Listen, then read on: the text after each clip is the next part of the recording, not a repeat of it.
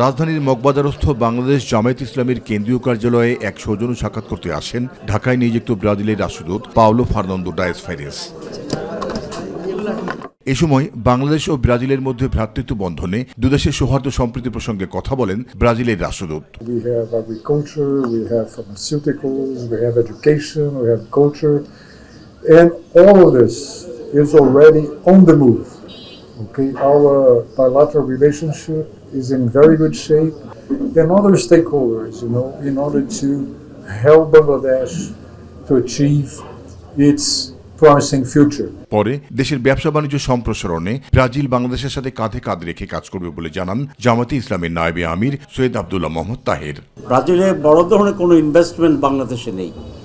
আমরা বলেছি ফলটিতে এবং ফার্মাসিউটিক্যালসে যেগুলো তাদের দরকার, এখানে একটা অ্যাগ্রোবেসড ইন্ডাস্ট্রিতে ব্রাজিল যেন ইনভেস্ট করে বাংলাদেশে, আমরা সেই রিকোয়েস্টই করেছি। তিনি জানান ব্রাজিল যেন বাংলাদেশে বিনিয়োগে আগ্রহী হয় এমন আহ্বান করার মধ্য দিয়ে আলোচনায় ঠাঁই পেয়েছে একটি অবাধ সুষ্ঠু নিরপেক্ষ নির্বাচনের বিষয়ও। সুষ্ঠু নির্বাচন কীভাবে হতে পারে সেই ব্যাপারে আমাদের ভূমিকা এবং ইত্যাদি ব্যাপারে উনি কথা বলেছেন, আমরা আমাদের কথা বলেছি।